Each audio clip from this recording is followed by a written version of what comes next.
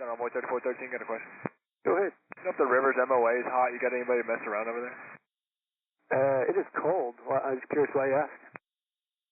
It's going to sound a little weird, but we keep asking about the MOAs we keep passing because we're following these two kind of lights that are up above us that are kind of jogging back and forth left and right for the past like half hour. Really? Yeah, I don't see anything on radar, and no, river's just not active. Cool, thanks. Yeah, Charlie 1757, we've been watching them for about an hour or two in the northwest skies. They were Really? weak as well. Oh. Way up high?